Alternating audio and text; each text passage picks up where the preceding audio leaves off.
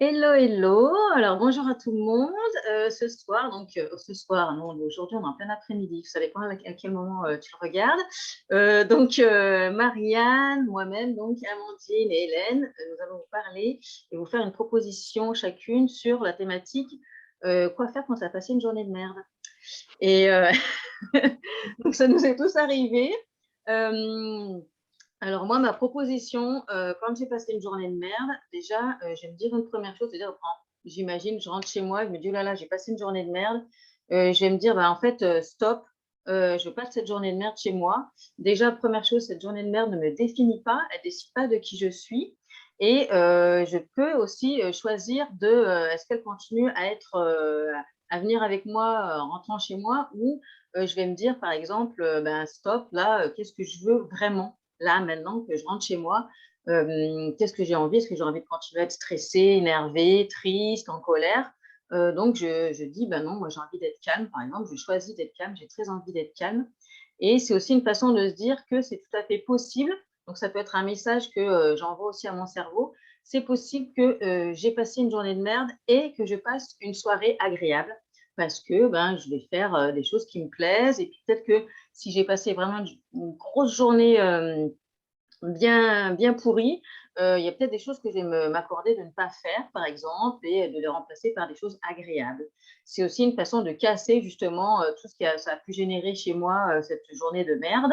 Je le redis parce que de toute façon, c'est parlant euh, comme émotion et pour justement stopper ça et arriver à associer en fait autant la journée de merde et la soirée agréable.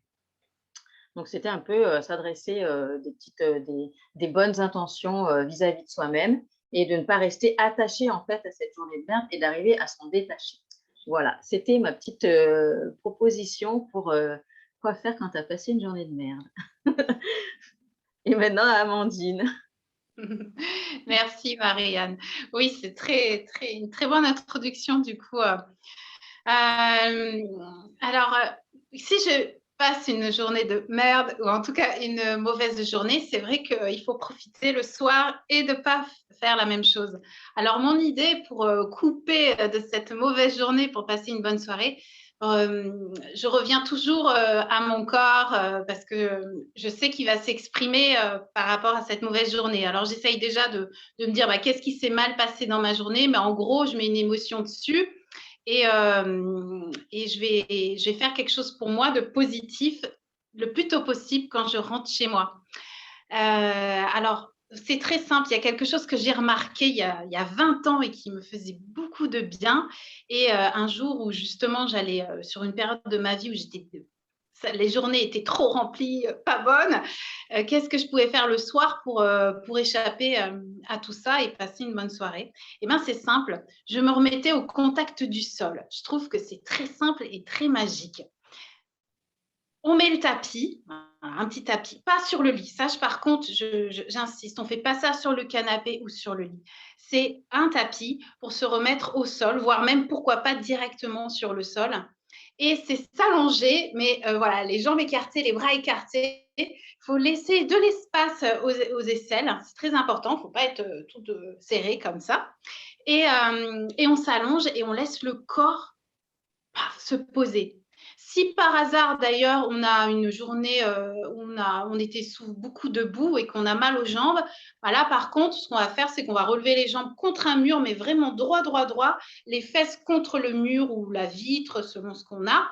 Et on fait plutôt cette position-là, comme ça, le sang va bien recirculer. Et on est en étoile, voilà. En tout cas, si on n'a pas les jambes en l'air, on est en étoile et on se pose sur le sol.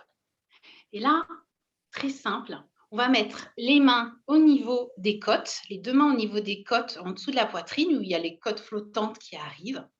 Et puis, on va inspirer en comptant 3, en ouvrant les côtes. Donc, on va pousser nos mains.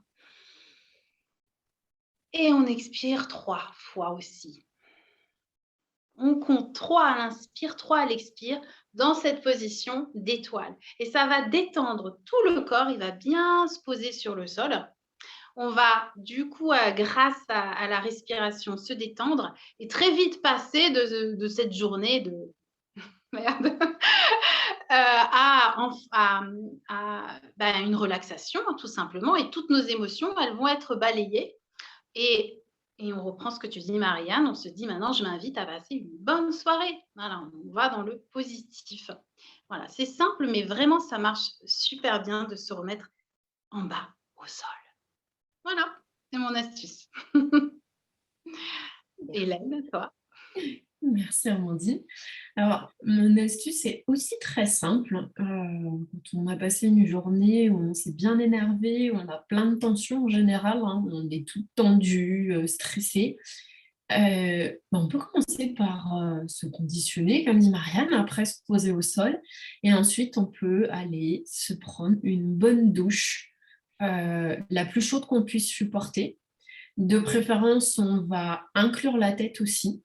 Et en fait, on va faire couler l'eau directement sur le sommet du crâne. Donc, encore une fois, la plus chaude qu'on puisse supporter. Alors, l'idée, c'est pas de se brûler, hein, mais plus c'est chaud, plus ça permet de se relaxer. Et en fait, on va se déplacer de façon ensuite à faire couler l'eau à la base du cou, au niveau de la cervicale C8, qui est en fait le siège du système neurosympathique, de façon à lâcher les endorphines dans le corps. Et en fait, on visualise que en plus de l'eau, il y a de la lumière, alors ça peut être bleu, ça peut être blanc, ça peut être violet, peu importe comment on a envie de l'imaginer, qui coule et qui va enlever toutes les énergies, toutes les tensions qu'on a pu cumuler au cours de la journée. Et on peut même regarder l'eau s'écouler et la visualiser en fait s'éclaircir au fur et à mesure. En général, quand je commence, l'eau qui me coule sur moi, elle est blanche. Celle qui part à mes pieds, elle est grise très foncée en fonction du degré d'énervement et du degré de pourriture de ma journée.